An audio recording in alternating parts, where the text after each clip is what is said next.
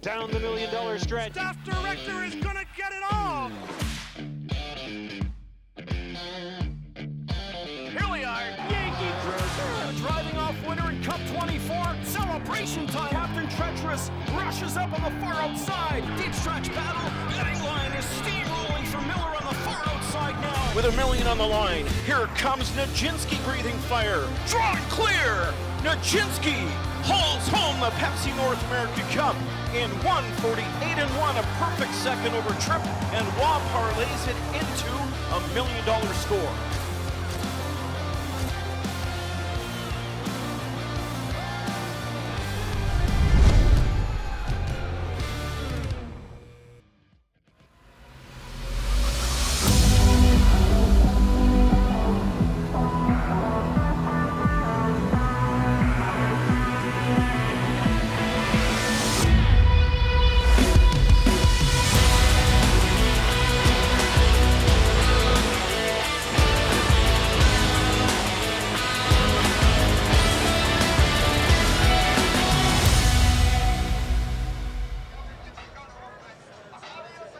A look at the undefeated Lou Print. He is 4 for 4 this season. Coming into 2025, considered maybe the best 3-year-old colt pacer in the sport. 7-5 morning line favorite tonight from Post 4. As we look at the big-time players tonight, light up the world. Put himself in that conversation after sweeping from last to first to win his elim a week ago. Prince Hal Hanover is one of 2 in the field for trainer Dr. Ian Moore, the O'Brien Award-winning trainer from 2 years ago. He's yet to win this event, though. This guy will try and do it tonight from an outside post 9. And then there's Crackshot, who might have the biggest cheering section here tonight at Woodbine Mohawk Park. He is co-owned by hockey legend Dale Hunter and races for Ontario's top trainers and driver in Greg and Doug McNair. And Dale Hunter already with a winner earlier tonight on the program, and he's here with a big entourage. They took a couple of buses down from London, Ontario, enjoying a beautiful night weather-wise. Temperatures dropped a little bit, but no wind here tonight. It stayed dry. The threat of rain that we had all week, well, by the time today hit, that weather changed dramatically. And a really nice crowd on track tonight to enjoy the action, and why not? We have 1 million reasons to join us tonight. Yes, 1 million on the line in the 42nd edition of the Pepsi North America Cup. Welcome to the Winter Circle location here at Woodbine Mohawk Park and Prime Time Racing. Greg Blanchard alongside Mark McKelvey. And Mark, this is the night of the year in Canadian harness racing for sure. And this year, we've got another heavy favorite in the NA Cup, Lou Print, but he looks like he might be beatable. I think you can make that case. I think you can make a case for almost this entire field. That's not always how it looks going into a North America Cup final. Typically there's 1 or 2, but this year I'm looking across the gate and especially to the outside where there's a ton of speed in the form of Crackshot, Prince Hal Hanover, and maybe the most speed in the early going could come from number 10, Madden Oaks. If that's how this race develops, we are certainly in for a wild affair. So Lou Print, 7-5 morning line, looking to give Ronnie Wren his first title in this event. Trainer Ron Burke looking for his second NA Cup trophy. Right next door, light up the world. Anthony Beaton sent out Nijinsky to a North America Cup win a year ago. Nijinsky raced on the undercard earlier tonight. He was a very good second in the Mohawk Gold Cup. But Beaton looking to become one of only a few trainers to win back-to-back Pepsi North America Cup titles. Right now, we're going to head over to the Paddock location and join the other member of our broadcast team tonight. Here's Jamie McDonald. I'm Jamie McDonald, and tonight my co-host for pre and post-race trackside, all kinds of what's going on here, is John Rallis, and we're doing all sorts of coverage from inside the paddock, and you're kind of doing post-race interviews. What is the vibe like here tonight? Well, everybody's excited, Jamie. It's a big night of racing. Getting their instant reaction as soon as they cross the wires is pretty significant. I think the adrenaline is still pumping for everybody, so we as fans are excited. I'm sure the winning connections are even more excited. You can definitely feel the nerves and the excitement here in the paddock as we're talking to trainers and drivers. But, on the betting side, you map out a ticket. Was that difficult for tonight? It is difficult because there's a lot of action on these stakes-filled card, lots of speed, and you don't know how things are going to shape out. We know it's a trip night, so I'm curious to see how it's going to shape out, but I had a lot of trouble. The weather's great, and hopefully it continues to be amazing as we lead into the Fan Hanover and the North America Cup. So back to the guys on the desk for more about the fillies. Thank you very much, Jamie and John. We'll look forward to catching up to them throughout the night. John touched on speed. We've seen that on display. The Mohawk Gold Cup earlier this evening, a 1:47.4 career best clocking for Brew Hanover, and then a track record in the Good Time Stakes just completed moments ago. Yeah, that one on the trot, and it was a 3-year-old by the name of a Moticon Legacy that won in 1:50.2. Not only is that a track record for a 3-year-old trotter, it matches the all-time, all-age record on the trot here at Mohawk. Joined some pretty nice company. It's now a 4-way tie, joining Alaraja 1 along with Atlanta, the great mare, and Gaines Hanover. So a 3-year-old doing that in June really tells you this track is in tip-top shape, and we could potentially push that speed record in the North America Cup, despite maybe a little bit below seasonal temperatures. And we've got the type of fillies coming up next in our first of our 2 showcase events this evening, the $390,000 Fan Hanover Final. Type of fillies that could threaten the record. That's maybe changed a little bit, though. Chantilly, the horse of the year in Canada last year at age 2, the undefeated Chantilly. People were really looking forward to the matchup here between her and the American champion, Mickey and Minnie, but Chantilly came up sick. That was the big news this week. Yeah, unfortunately, had to be scratched. Her connections made the call yesterday to take her out of this race. She was less than 100%, and with a perfect record and everything she's accomplished, I don't think it would have been fair. It's probably never fair to race a horse under 100%, but in a case like this, with so much on the line and still early enough in her 3-year-old season, you understand that decision not to risk it. So she'll sit aside, and that kind of leaves Mickey and Minnie as clearly not just a horse to beat, but maybe the lock of the night. We were setting this up as a 2-horse showdown between Mickey and Minnie, the U.S.'s 2-year-old pacing filly of the year last year, and then Chantilly, who was the top 2-year-old here in Canada. It was going to be awesome to see them go head-to-head. We'll just have to wait for a later date. Yeah, and Chantilly, there was even talk about trying the boys in the Pepsi North America Cup earlier in the year. The decision was made to bypass that race in this event tonight, but again, scratched sick. So again, it is going to be tough to beat that American Invader, Mickey and Minnie. Does open the door, though, perhaps for some others. Some very good local fillies who've been chasing the likes of Chantilly all season long get away from her tonight, but now they have to deal with Mickey and Minnie.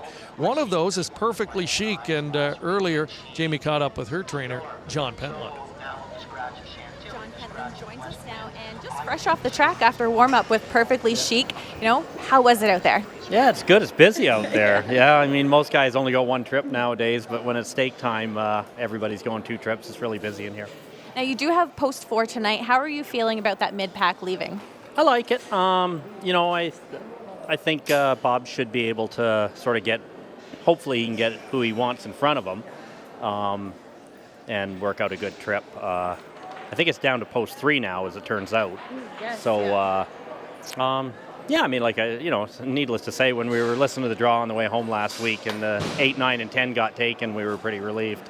I think that's a finger cross for everybody, drivers, trainers. It's like, whew, not me, good thing. Yeah. But like you said, down to the 3 because Chantilly is scratched. How does that change the entirety of the race? Well, it kind of makes us going for second money instead of third money, I guess. She's a great mare, and whatever misfortune she's had this week, I guess is our fortune, or somebody's anyways, to capitalize on it. But nobody wishes bad luck on anybody. Well, thanks for joining us here, and such an exciting time in the paddock and out, and tons of fans cheering on. So good luck tonight. Thanks a lot. All right, we will take our first commercial break, and when we come back, we will have the field on track for the Fan Hanover Final coming up next.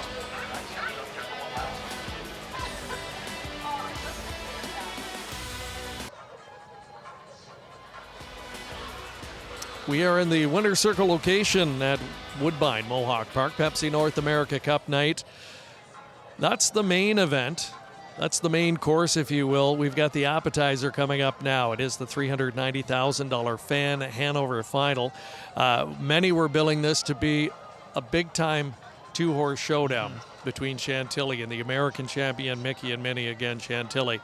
Coming up sick earlier this week and will not go tonight. So many feel it is Mickey and Minnie's race to win or lose here as they get set to come on out to the track here for post-parade of the Fan Hanover final. And Mickey and Minnie, her resume is impeccable. Last year she won 6 of her 11, never missed the board, made over $1 million. She was the Dan Patch Award winner in the U.S. as the 2-year-old pacing filly of the year. She won the Breeders' Crown. That was her highlight win, one of many.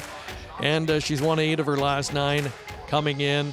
Smoked home with a sub-26 second last quarter to easily win her elimination.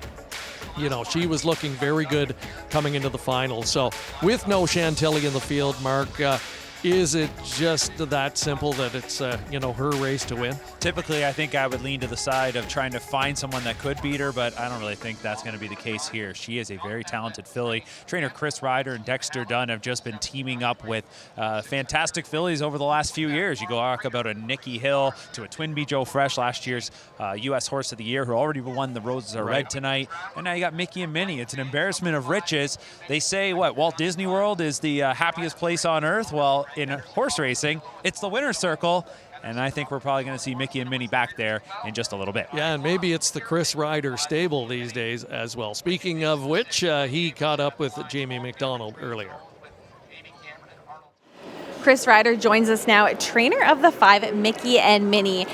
She raced phenomenal last week, coming home in 25-1. And in the afternoon card, she was the fastest last quarter of 133 horses. How phenomenal is that? Right. That's I have been told that. So, we always love to see him coming home fast.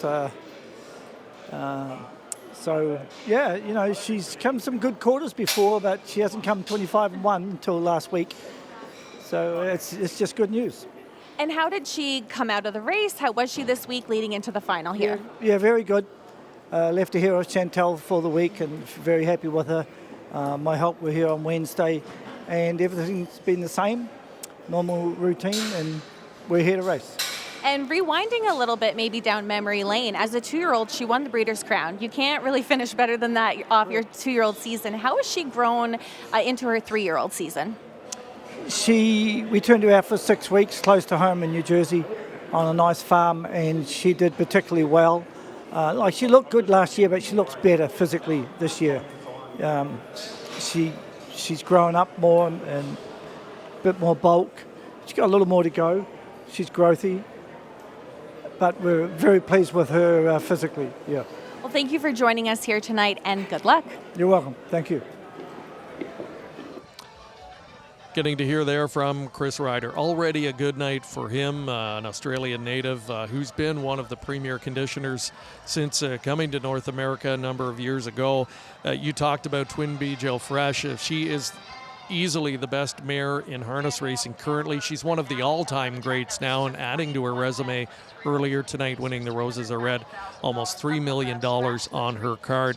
And this filly, at this stage of the game, at this point in her career, looks as good as Twinbee Joe Fresh did at that time. Yeah, she really does. And I mean, Twinbee Joe Fresh, I don't think it would be wrong to say that where she has gotten to over the last year and a half is something that maybe we didn't predict, just how dominant she would be. Mickey and Minnie, on the other hand, the flashes were there so early on. Twinbee Joe Fresh as well, too. But, I mean, Mickey and Minnie last year to make over $1 million Canadian in her rookie season, to win the Breeders' Crown, to win the 3 Diamonds. As Jamie asked in that question, you couldn't finish off any better, and she's come back just beautifully, and we could be watching a true superstar. I don't want to say a superstar in the making. She already is a superstar, but she could be putting herself into that all-time conversation. Another local hopeful, Wicked Pace. Paul Cameron trains this one, owns with his wife Jamie, along with Arnold's Horse Shack of Mississauga, Ontario, and Jody Jameson will be in the driver's seat here. This filly, last year, 4-time winner, and often racing in the shadows of Chantilly, as we mentioned, but put together a really nice campaign. She banked $330,000. Hasn't been able to win this season in 3 starts, but a couple of close second-place finishes knocking at the door. And who knows, maybe tonight plays Giant Killer. Yeah, you never know. I mean, this is a very talented filly that you're right, probably just doesn't get the love she deserves because of who she has to race behind. She was the O'Brien Award finalist for 2-year-old pacing filly of the year, but there was no doubt it was a slam dunk. It was going to be Chantilly, who was ultimately voted horse of the year. But Wicked Pace from, to start to now, nothing but consistent, and she's made some pretty good money for her connections. Yeah, and for those watching that, maybe aren't as familiar with harness racing, we're speaking about Chantilly. She's not going to be competing tonight, but, had she been in the field, she and Mickey and Minnie would have been the two favorites for sure. But in Canada, to go undefeated and be voted overall horse of the year as a 2-year-old, I mean, that is exceptional. That's just something that's never done. You don't really see that ever, right? So it just spoke volumes to what she did last season. I mean, a horse last season that made over $700,000 is this one, and you're seeing on your screen, number 2, The Last Martini. And same thing. I don't think people talk about her enough of just how talented she is. She races a lot in the New York Sire Stakes, so she kind of travels around New York. She'll race on small tracks, big tracks. She showed up for a lot of big races last year as well. She was second in the Breeders' Crown Final behind Mickey and Minnie. She was second in her elimination last week to Chantilly. She's been living in their shadows, but she's made over $700,000. And maybe tonight, this is the one, if you want to make a case, I think you can make the strongest for the one that could push Mickey and Minnie. And this is a night where we showcase the best equine talent in North America, also the best driving talent. You see the top U.S. drivers in. They're going head-to-head with our best Canadian drivers. They come from a variety of backgrounds as well. Some of the top U.S. drivers are actually down under natives, including Dexter Dunn. He came here to New Zealand, I guess, about 5 years ago now. And he's kind of been the dominant driver in North America, rewriting the record book. So, when you get a horse like Mickey and Minnie, of course, she does a lot of the work, but the good driver is that missing piece, and he always seems to have her in perfect position like he did in the elimination. The driver that's won the most North America Cups is John Campbell. After he retired, there's always that, will we ever see another GOAT, another greatest of all time? I know the sample size at the end of the day is only several years, but what Dexter done so far in North America and how he just seems to get more out of some of these horses and keep them alive, he's got himself into that greatest of all time conversation already, and a lot of that's got to do with how many great fillies he's been able to sit behind, as now once again it's him, Mickey and Minnie, another big purse, and hoping to just let it continue to ride. 9 3-year-old filly pacers chasing $390,000. It's the Fan Hanover Final, and to call the action, upstairs to Chad Rosema. Scratch down to a field of 8. Significant scratch of our reigning horse of the year, Chantilly. We'll have to wait for a big matchup between she and Mickey and Minnie, the heavy favorite here, for a little bit later on down the road. I know a crushing blow to all of us race fans and the connections. Happy birthday to George Millar, however. Let's celebrate his birthday here today. Field of 8 for the Fan Hanover Final. They're at the top of the stretch and gathering speed. Here they come. Away they go. They're off and pacing. And early hustle as Jamieson tries to get Wicked Pace out to the early lead. It's Wicked Pace sprinting out with Can't See Me from the inside. McNair to the top 3 with the Last Martini. Mickey and Minnie and Dunn off the early speed from 4th to the opening turn. She'll be tracked by Perfectly Chic, who's 5th. Then it's the Beautiful Things with a pair beat in the backfield as we see Out of This World Deo ahead of trailer Rodeo Drive Dale. Wicked Pace opens up a quick 2. 25 and 4 opening quarter. It's Wicked Pace taking them into the backstretch with Can't See Me the closest pursuer right now. 2 more lengths to the Last Martini, 3rd. Make it 2 more to Mickey and Minnie, who's 4th, and about 7 off the early lead as they hit 3/8. Perfectly Chic, the 5th one. Then it's the Beautiful Things to the inside. Out of This World Dale, Rodeo Drive Dale trails. Out of the 2-hole is Can't See Me to come after leader Wicked Pace. And Wicked Pace and Can't See Me sprint here to the half in 54. Now Jamieson grabs for leather and Can't See Me takes over. It's Can't See Me leading them into this turn. turn to 5/8. Wicked Pace in second. Up to third now. First up, here comes Mickey and Minnie, about 3.5 away from new leader Can't See Me. The Last Martini to the inside, fourth. Second over, fifth from McClure with Perfectly Chic. Following her, third over, The Beautiful Things. Then it's back to Out of This World Dale, and starting up from last is Rodeo Drive Dale. 1:21 1 3/4 for Can't See Me. She swings off the last turn and leads by half a length. Mickey and Minnie cut loose down the center of the track. She takes over the lead and tries to draw clear, but check out Rodeo Drive Dale closing at the back. The Last Martini up the inside. Mickey and Minnie in between. Inside the Last Martini and Rodeo Drive Dale on the outside, but Mickey and Minnie does it. It's Mickey and Minnie to take the fan Hanover. Rodeo Drive Dale in the Last Martini in 1:48 3, just a fifth of a second. Matching the stakes and track record. Just missing the track record. Hard-fought win for Mickey and Minnie, proving that she is a champion. Getting it done here, Dexter Dunn, Intel 148 3. We'll be back with more in a moment.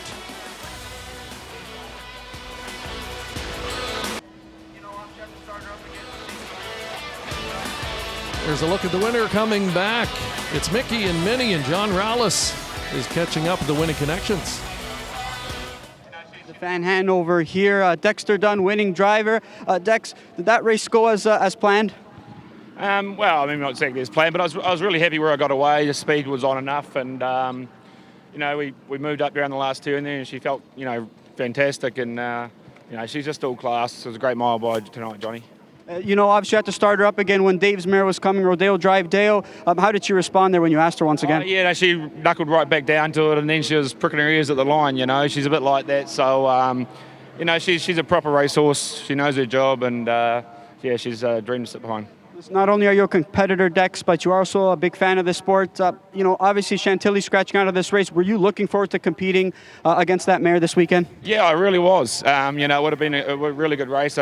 Two just, champion fillies, and I'm sure we're going to meet up one day. And I mean, just quick shout out to the track and everyone involved, because they put a great show on and a fantastic crowd. And there's some other tracks that should take notice of the job that they're doing up here. It's great not to be racing here. And lastly, 3 times you've won this race, 3 times Chris has won this race, but you guys have never won it together, but tonight you have. What does that mean to you to share this success with Chris? Oh, it means everything, CJ's, he's an American dad, and winning big races for him's, always such a pleasure. Congrats, Dex. Thanks, bud. Yeah, what a dynamic duo, Chris Ryder, Dexter Dunn, and they've got the horsepower to go with it. Mickey and Minnie, full marks for the win. Mark, she is a champion, and she had to prove it tonight to win. Yeah, did she ever? I talked about her probably being the lock of the night. And yeah, she delivers, but that's not how I thought this was going to go. I thought when Dexter got away in fourth, it would be no problem for her to come maybe a slow first up and then just draw away in the lane.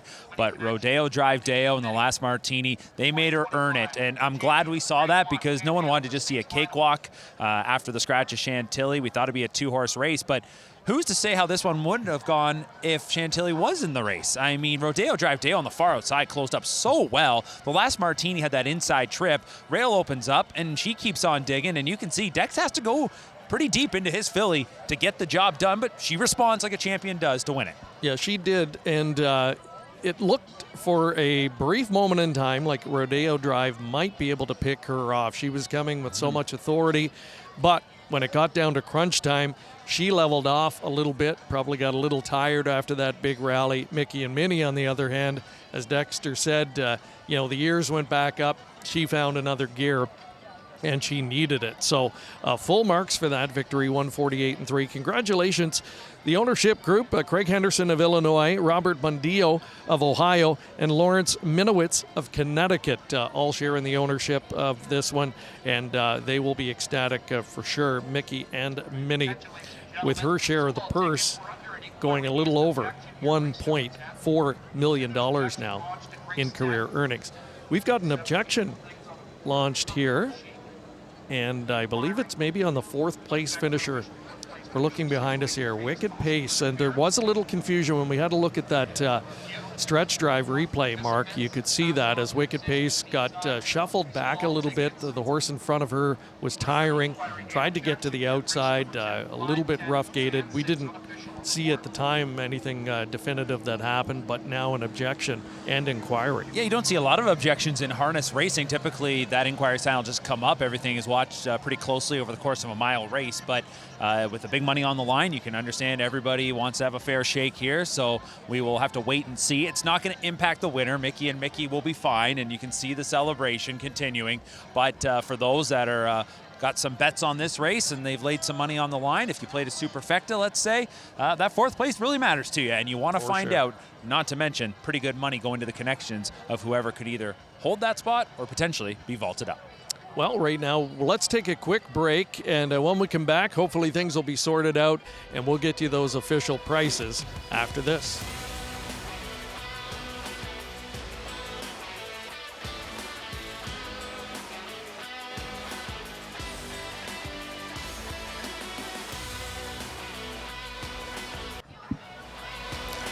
Welcome back. Here's a look at what the racing officials are looking at. There is Wicked Pace, number 6, down along the inside, sitting second here.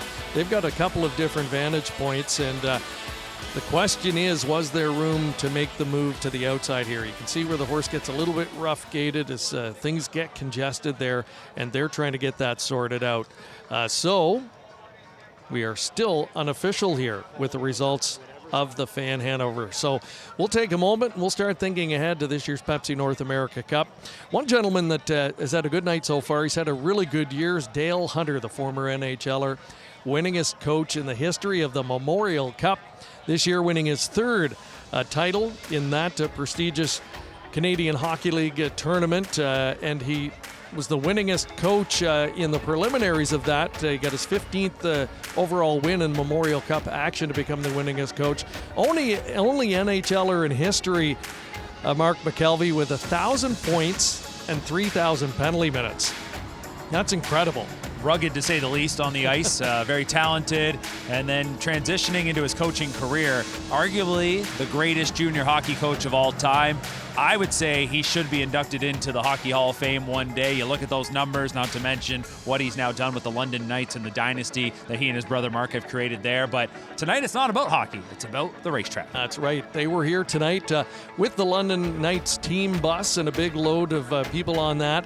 And another bus came in later on. Dale, co-owner on 2 horses competing tonight. His Silver Walls won earlier. He's got Crackshot in the Pepsi North America Cup. And Mark caught up with Dale a little bit earlier this afternoon for his thoughts.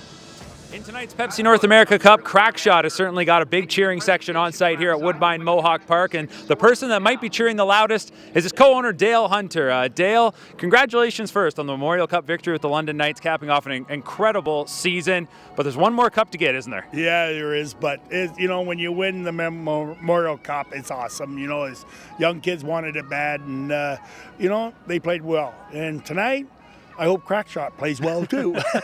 Well, yeah, he's got to show up and do his job as well. But I mean, you talk about what's been just kind of a marvelous run over the last couple of months, really, when you think about it, winning the J. Ross Robertson Cup, then the Memorial Cup. What was that experience like? You've done it before, but did it vary any different compared to those past years this time? No, it's like, it varies a bit, different kids, but something though, I had a great bunch of kids that wanted to win, and it's easy. It's easy coaching, and it's like, it's fun. It's fun to win, and it's a challenge though. There were good teams out there. Well, tonight, Crackshot's got 9 rivals. It's not just one team to play against. Yes. He's got to go up against 9. How are you feeling going into this moment? Because it's not every day you get to race a horse in $1 million event.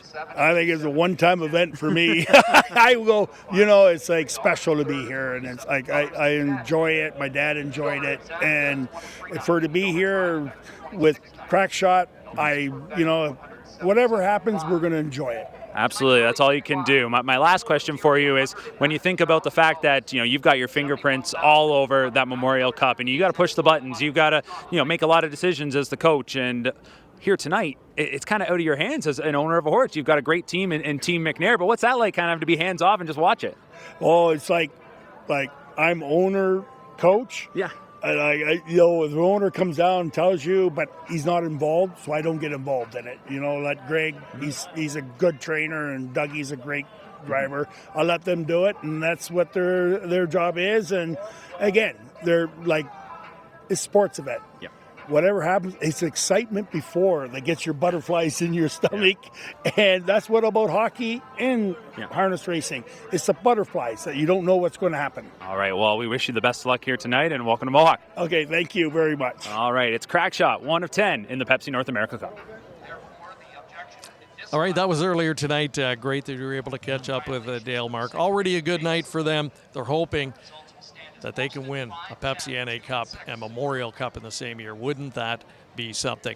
You know, the Pepsi North America Cup, our thoroughbred equivalent to that, the King's Plate, coming up in a couple of months. August 16th, the first jewel of the OLG Canadian Triple Crown.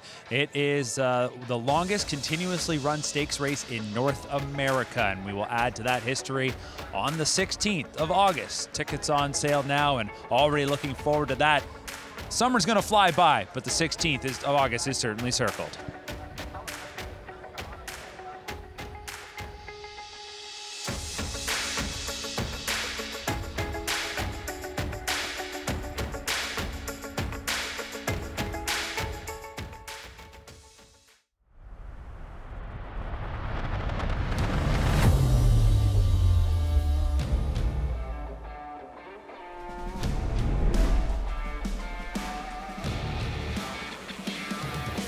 $1 million Pepsi North America Cup final.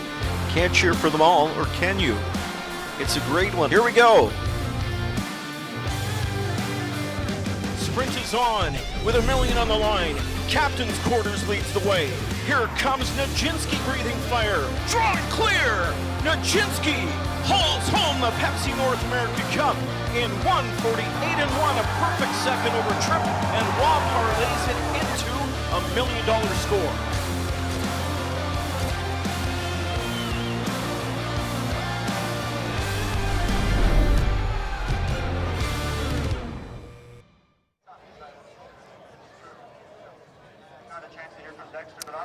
The Pepsi North America Cup, $1 million, the main event. It is on deck, and we'll meet the field in just a few moments. We can tell you they've got things sorted out in the Fan Hanover. There was no placing, so the results did stand as they were posted. So the Fan Hanover gets put to bed. Now it's time to set our sights on this year's Pepsi NA Cup, and it's the 42nd edition of this prestigious event, and it moved here to Mohawk Racetrack a few years ago, the third home in the history of this event.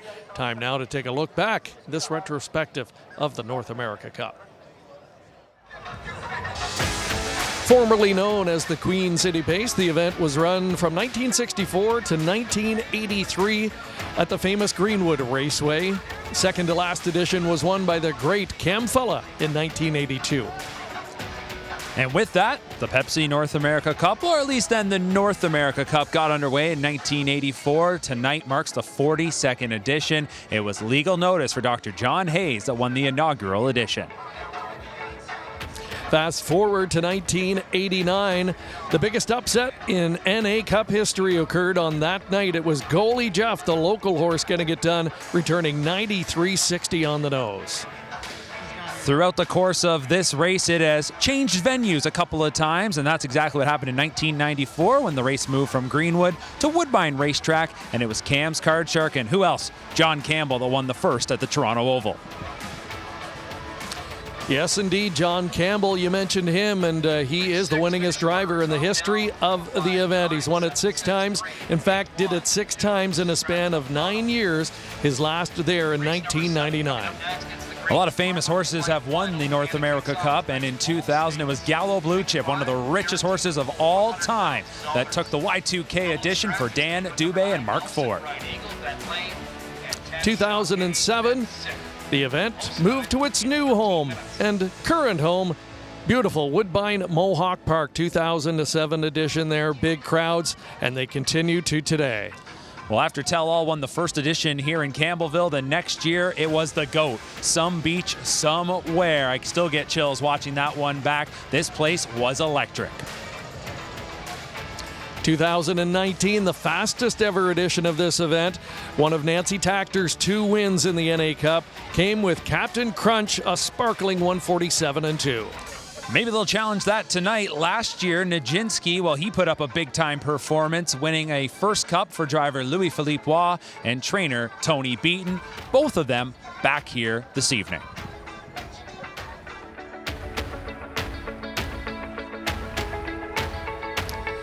A rich history, a new chapter will take place this year. And there's a look at the complete field of 10, along with the current odds for this year's Pepsi North America Cup. Now it's time to meet the field in depth.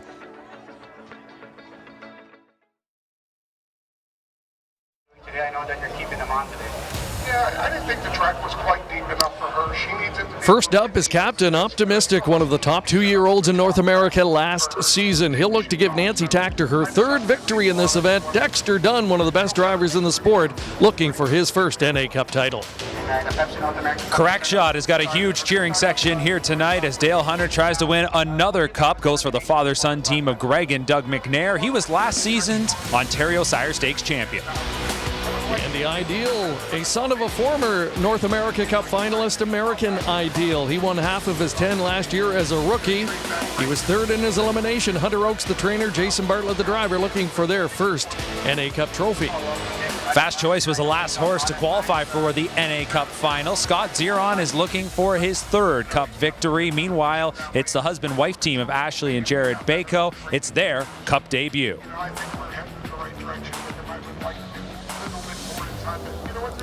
Joel and the Jets, one of 2 in the field for Dr. Ian Moore. He's been the runner-up in this event before. He'll try and win tonight. He's got 2 opportunities. Louis-Philippe Roy, the defending driving champion. Light Up the World. Speaking of defending champions, it was trainer Tony Beaton that won last year with Nijinsky. He turns to Woodbine's leading driver James McDonald. Light Up the World was the quickest elimination winner last week. And Lou Print, he is the talk of the town coming in, undefeated in 4 this season, looking to give Ron Burke, the trainer, his 2nd title, and it's the debut tonight for driver Ronnie Wren. Madden Oaks, he caught eyes last week when he was surging 3 wide going to the half. He went a tough trip, but he hung on to qualify for the final. Young driver Braxton Boyd, young trainer Cameron Capone make their Cup debut. Prince Hal Hanover, the other Dr. Ian Moore entrant in the field, saddled with post 9, but he was charging late, just missed in his elimination, and gives Moore that formidable 1-2 punch tonight in the final. And speaking of 1-2 punches, Ron Burke, of course, he has got the main contender in Lou Print, but he also sends out Swingtown. This is a speedy colt. Yannick Gingras looking for his 2nd Cup victory as he'll sit behind.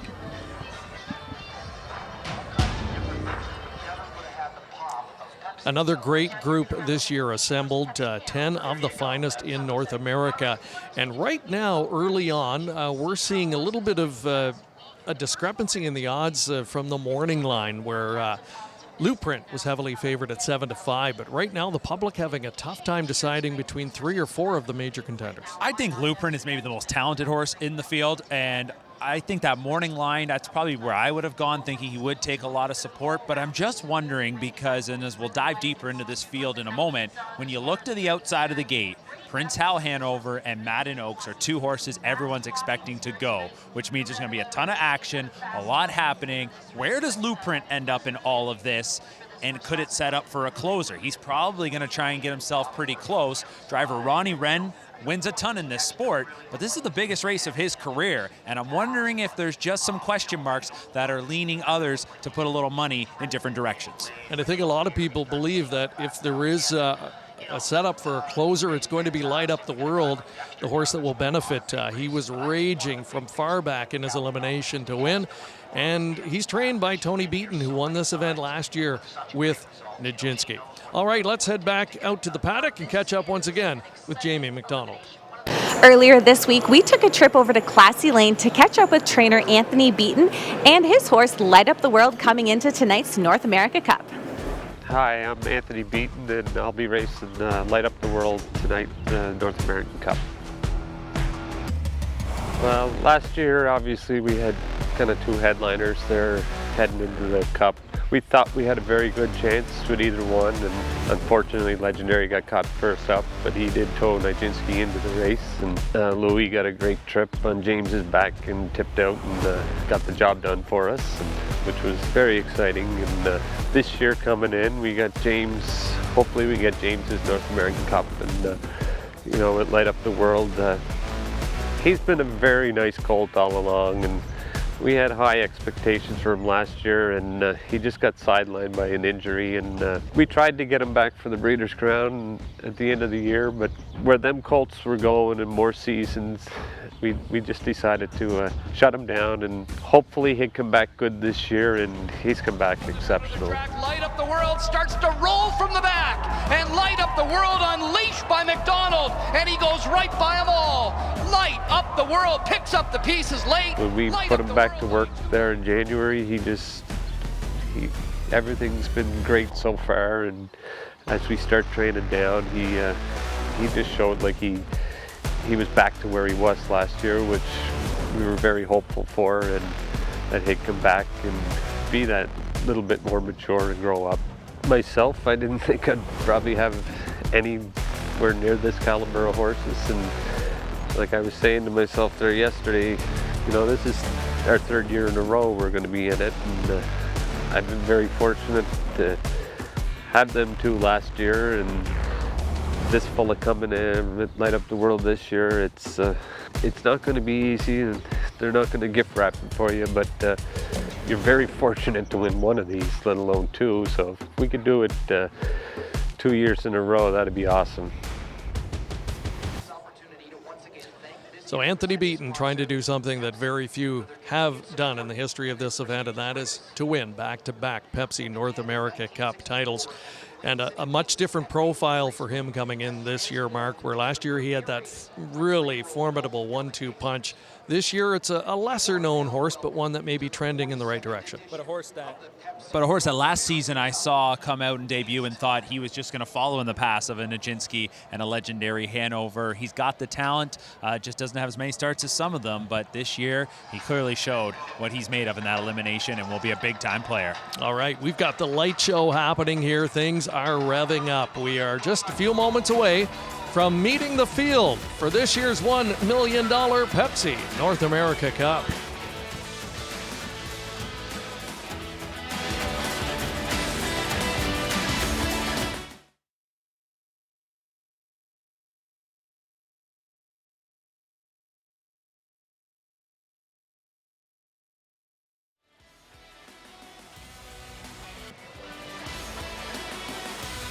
The excitement building to a fever pitch here, just a few moments away from meeting the field for this year's Pepsi North America Cup. We're getting word that they are getting set to exit the paddock in just moments from now. We've been tracking the odds again, not seeing much of a shift. Again, public having a real tough time choosing between Lou Print, Light Up the World, and that other elimination winner from a week ago, Captain Optimistic. Captain Optimistic's probably being talked about the least, at least in these circles around Mohawk Park this week after his elimination win. It was by far the slowest, but I thought he showed some pretty good determination, and he's a proven horse in some of these big races. Last year, he won the Governor's Cup. If you look back to last season, these two-year-olds, who's going to be the horse coming into the NA Cup? Typically, you look at a race like the Metro Pace, the Breeders' Crown, and the Governor's Cup. Well, the Metro Pace winner Fallout failed to make the final. The Breeders' Crown winner Lou Print, as we talked about, main contender, and then Captain Optimistic won the Governor's Cup, and he's here as well. So the horses that we were pegging coming into this season to be big-time players, for the most part, have shown up, and they're here tonight for the $1 million Pepsi North America Cup. And Captain Optimistic, trained by Nancy Tactor, she's won this event twice, and she knows what it takes. She knows what kind of a horse you need. She knows how to have the horses rigged up properly for this track. Speaking of which, a big shoeing change for that horse tonight as well, going to aluminum shoes. So maybe looking for just even a little bit more speed from him tonight, and he's got the resume certainly to get it done. Amazingly, Dexter Dunn, the driver, still looking for his first Pepsi North America Cup title, but he got a big win under his belt in that last race with Mickey and Minnie. Earlier one with the great twin B. Jill Fresh, so he'll be brimming with confidence coming in. But let's meet the field now in post position order. And here's fast choice number 1. A bargain basement $13,000 yearling purchase out of the Lexington sale. Now a chance to race for $1 million. Jared Bako, native of London, Ontario, now applies his trade south of the border. His wife, Ashley Bako, the owner of this one. And Scott Zeron, known as the Money Man. He's won this event before, and he'll be on board fast choice, one of the long shots in the field. Number 2 in this year's NA Cup is Dandy Ideal. It's the Cup debut for trainer Hunter Oakes and driver Jason Bartlett. Bartlett's a winner of over 11,000 races in his career, and here he gets his Cup debut with a horse that was sneaky good in his elimination to qualify. 5 wins in 12 career starts. Louis-Philippe Bois won the event last year with Nijinsky. His chances this year pinned on number 3, Joel and the Jets, one of 2 in the field for trainer Dr. Ian Moore. His best finish in this event, a second place effort in 2020 with Tattoo Artist. Joel and the Jets, one of 2 in the field for Dr. Ian Moore.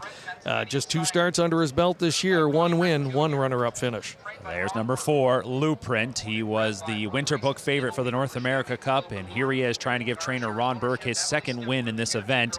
This will be his 12th Cup starter. Meanwhile, for driver Ronnie Wren, it's his Cup debut. 11 for 14, $1.1 million in earnings for the 4, Blueprint. Light up the world, your post 5 starter. A really impressive off-the-pace win in his elimination, trying to give trainer Anthony Beaton back-to-back wins in the Pepsi NA Cup. Canada's kingpin, James McDonald, looking for his first title. And this colt is in form coming in, 3 for 4 on the season. Number 6 is Captain Optimistic, 8 wins in 13 career starts. In fact, he has finished in the top 3 in 12 of those 13 efforts. Nancy Tactor has won this race twice. She did it in back-to-back years, 2019 Captain Crunch, 2020 Tall Dark Stranger, and Dexter Dunn. This is going to be his 5th Cup appearance. He was 2nd back in 2019 with Better's Wish. Trainer Ron Burke, he's won everything there is to win in the sport of harness racing, including a Pepsi North America Cup title back in 2014. It's been a few years, though, between victories for him. He's got a couple of chances in here, and one of them, number 7, Swingtown. Yannick Gingras won back in 2020 with the great Tall Dark Stranger. We can hear some cheers behind us. That's for Crackshot. He's got the biggest cheering section here tonight. He's co-owned by Greg McNair, Dale Hunter, Frank Brundle, and George Kerr. Greg McNair trains. His son Doug McNair drives. 6th Cup appearance for Doug McNair, who was 4th in 2018 with Stay Hungry. This was last year's Ontario Sire Stakes champion. The other Dr. Ian Moore trainee in the field is number 9. That's Prince Hal Hanover. His driver, Dave Miller, took a long time for him to win his first NA Cup title. He now has 2 victories in this prestigious event. And Hanover Shoe Farms, the breeder of this guy, they are the winningest breeding farm in the history of the event with 4 NA Cup titles. And the last horse that we will meet in just a moment for this year's NA Cup is going to be number 10, Madden Oaks. He made a big 3-wide move last week in his elimination to get up to the lead. And then after that, he dug in well in the stretch to hold on, finished 3rd, qualified for the final. Young trainer Cameron Capone of Clarksburg, New Jersey. Young driver Braxton Boyd of Jonesville, Michigan. They team up. It's their Cup debut with a horse that has 3 wins and 7 starts. In fact, with just $46,000 in earnings, he goes into the record books as having close to the fewest earnings of any Cup starter ever. So maybe under the radar, but this guy got noticed last week. And that is your field of 10. What a showdown straight ahead. You're watching Primetime Racing's coverage of the Pepsi North America Cup.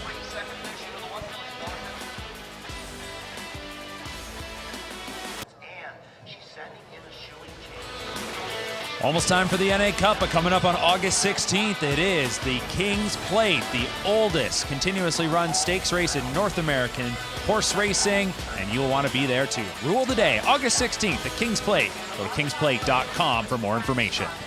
And on that same day, down on the East Coast, Charlottetown, Prince Edward Island, one of the biggest spectacles in all of Canadian harness racing. It is the $100,000 Gold Cup and Saucer. Caps off Old Home Week, one of the busiest and most exciting weeks of racing anywhere in North America.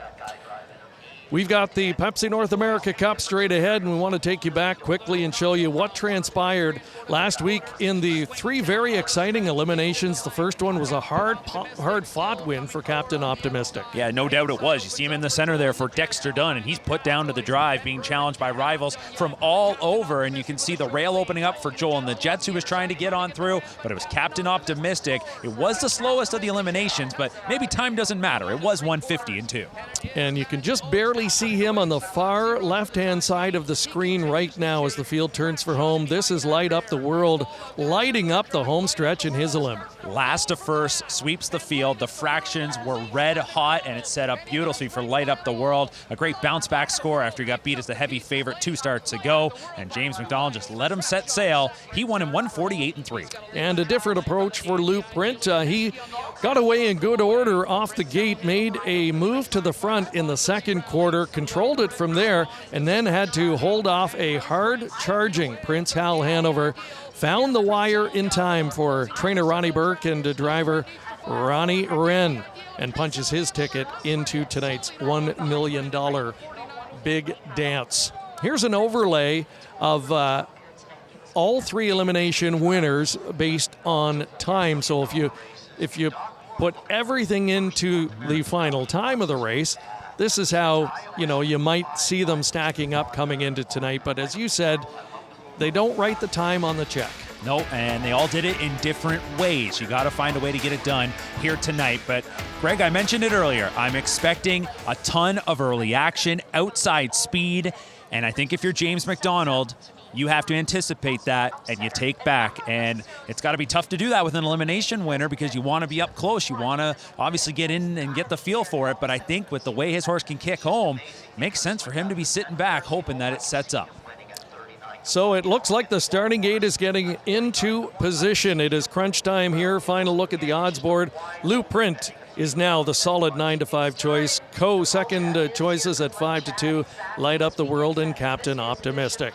Gentleman who will be calling his first Pepsi North America Cup, Chad Rosema, with the call. $1 million Pepsi North America Cup. Great looking field assembled, inside out. Elim winners getting all the respect right now with Lou Print, Light Up the World, and Captain Optimistic. We've got everything in this race. A lot of storylines. Should be another awesome edition. Here they come for Cup 42. And a perfect start. And away they go. They're off and pacing and blast off for Swingtown from the 7-hole. He leads out of there for Gingras with Joel and the Jets to his inside. Madden Oaks drives out from the 10-hole in the top 3 for Boyd.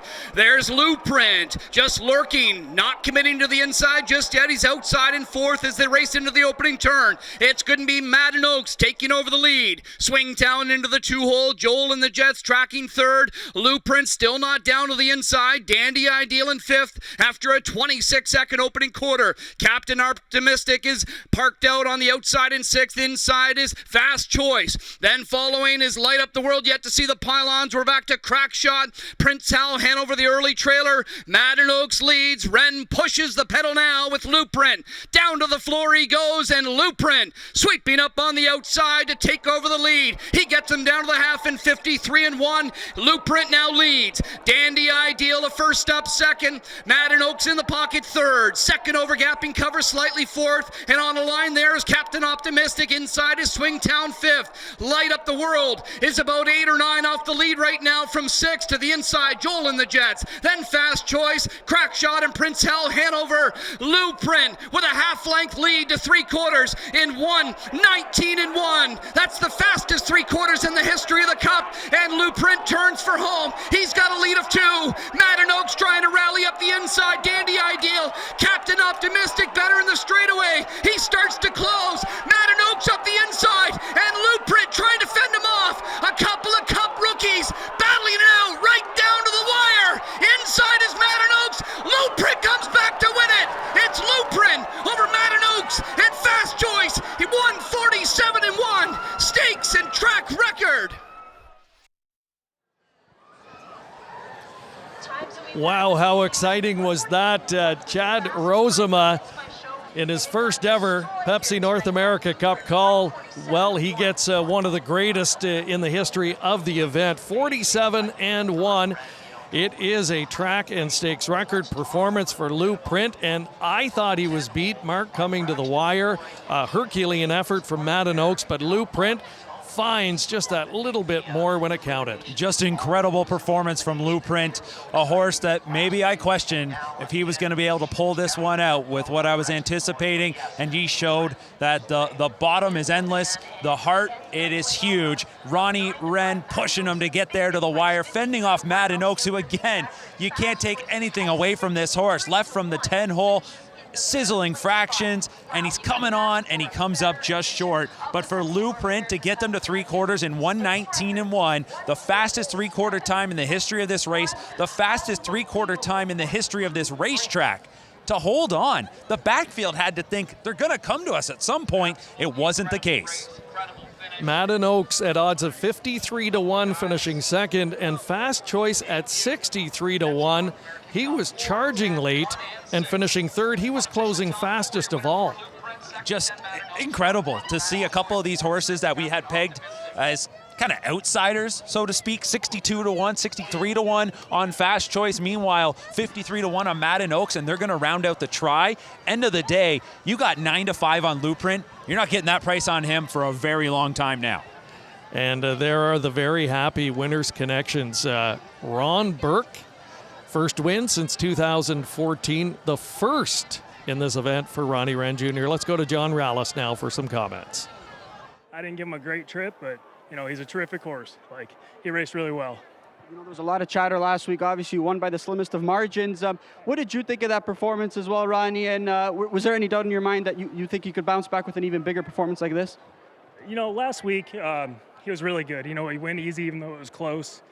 David did surprise me late to be able to back out and have pace like that finishing. But I'm just really happy with the horse. Talk about tonight, though. Obviously, you get away fourth. They're going quick panels, and you power move to the lead. Fastest third quarter pace in this North America Cup. Were you confident you'd have enough left in the stretch? Well, like I said, he's a terrific horse, and he showed it tonight. It wasn't ideal to go that fast the third quarter, but, that's the card I was dealt. Obviously, when you think about your roots, where you came from, and just how your journey has kind of progressed here, Ronnie, can you even put it into words about this moment? No, I feel like I'm dreaming right now, and it's just really special. My mom's at home. I love you. We did it. And, obviously it's been a tough year, though, Ronnie, but this is a big moment. This colt has kind of kept your spirits high. I mean, you did it for more than just yourself tonight, I'm sure. Yeah, right here in my arm. My good buddy passed away a couple months ago. It really affected the whole harness racing industry, and, he was here with me tonight. We got the job done. Ronnie, congratulations. Go enjoy this one. You deserved it. Thanks, man. An emotional Ronnie Wren there, and he's talking about Hunter Myers, referring to him, a young driver who unfortunately killed in a racing accident just a couple of months ago, and the entire harness racing world mourning that, and he was a good friend and competitor to Ronnie Wren. So, he was traveling with him tonight, and there you see the green armband on him. And for Wren, a big moment. He's one of the winningest drivers in North America over the last several seasons, but we didn't know his name as much on the Grand Circuit, so a win like this could really propel him to new heights. I thought that last year when he won the Breeders' Crown, what could this do for his career? But then you think about it, he was driving a 2-year-old colt, and you look ahead at what the season could look like at 3. This is the first major race. There's races like the Meadowlands Pace, the Little Brown Jug, another Breeders' Crown on the radar. Ronnie Wren's going to be in all of them with this guy. And credit to Ron Burke, because Ron Burke has a good relationship with a lot of the top drivers on the Grand Circuit, Yannick Gingras, David Miller, Dexter Dunn. But he stuck with a guy, Ronnie Wren, who drives for him an awful lot in Ohio and Pennsylvania, gave him a good colt to drive, and look what they're getting done. It's incredible. I'll tell you, Ronnie Wren, I didn't know him until last Saturday, had a quick conversation with him. You can just tell he's a humble individual, and you heard it in the interview there. Really happy for him, and he's going to let this one soak in, and maybe going forward, we see him in more of these big-time races. It's probably not a maybe. It's certainly something we're going to see, but I think he's the kind of guy that just loves his racing roots. He's got a Michigan roots. He used to drive at Windsor Raceway when he first got started, so he knows a little bit about Ontario racing. In fact, there was a race almost, I guess, over a decade ago where you had Doug McNair, James McDonald, and Ronnie Wren, all just young guys trying to cut their teeth, and they were in a $4,000 race at Windsor Raceway. So you got to start somewhere and get to moments like these. Yeah, for sure. And for trainer Ron Burke, everything kind of comes full circle as well. This one, a true homebred for his operation. He campaigned the sire, Sweet Lou. He fell short in the North America Cup, but he had a great career on the racetrack, and he's become one of the sport's top sires. Lou Print does one better and now has a Pepsi North America Cup title to add to his impressive resume, which already includes the Breeders' Crown title at 2 and a Dan Patch Award as 2-year-old Pacing Colt of the Year. We're going to go back over to Jamie McDonald, who caught up with the runner-up. I'm here with driver of the 10, Madden Oaks, driver Braxton Boyd. Take us through that trip. It was a phenomenal battle down the stretch. I was kind of going behind the gate, not really with any plan at all, and by God, I saw a lot more people ducking than I thought, so I was just like, screw this, I'm going to the front. And, once Ronnie come, that's the horse to follow. So, I thought it worked out absolutely perfect, and I was trying to find some room there at the top of the stretch, and I went left, and, Ronnie's horse kind of drifted a little like he did last week, and I got up the rail, and I thought we were going to get him, but second's pretty sweet. Second is amazing. It was high fives all around from between everyone here with the horse. Congratulations. What a thrill it is to be in this race. Oh, my goodness. I mean, I hope I get to do it again, but by God, at least we got a good piece of it when we did it. Congratulations, and we look forward to seeing that footage up there on your helmet. Hey, I am too. They might have to bleep out some stuff, but hey, we were having fun. Thank you. Thank you guys. All right, that's some great stuff, Braxton Boyd. I hadn't heard him interviewed before. He's a character, and boy, he is going to relish this moment. He certainly is. I messaged him earlier today about something happening at the track earlier on, if he'd be around. You know what he said? Just an honor to be in it. Well, guess what? You almost won it. Great effort. Absolutely. Well done. And there is Ron Burke. Speaking of well done, a second NA Cup title for him. Hoists the trophy, as does Ronnie Wren with his first. We'll be back in a moment.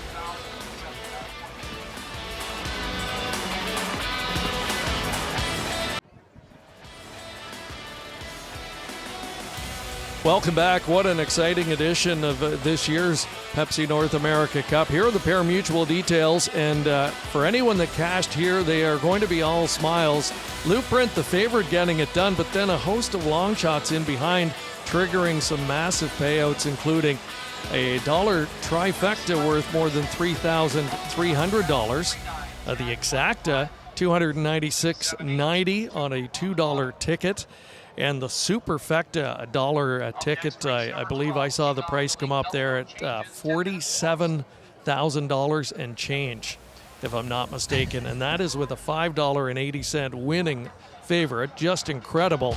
So maybe some new records set in the payout department this year as well. Welcoming you back into the Winner's Circle location, our John Rallis has more of the winning connections. This is the 42nd edition of the Pepsi North America Cup. I'm here with winning co-owner and breeder Ronnie Burke and trainer as well. Ronnie, talk me through your week and what was your nerves going into this race tonight? It was funny. Like, he didn't even have the best week. Like, he was coughing a couple times. I think that smog actually last week might have affected him a little bit.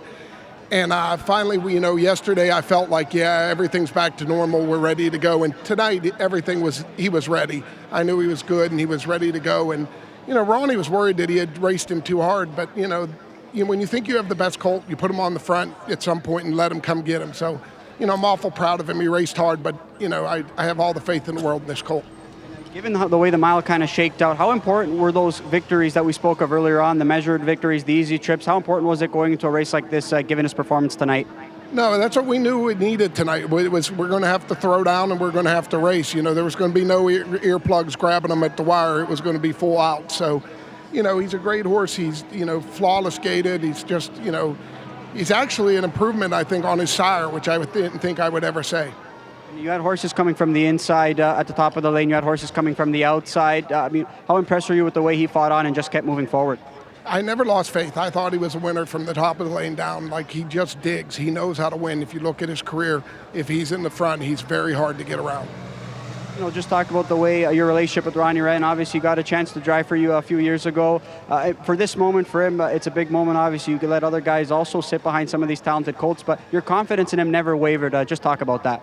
Yeah, no, there's no moment too big for Ronnie. He's, mentally, he's very sharp. He doesn't get, I get more excited, I think, before the races than he did, and I've been in all these races, so it's not a question of that. Legend. The kid's a great driver, and he's, going to get more opportunities from me and other people. So, I have great drivers that drive for me, and he's just another one.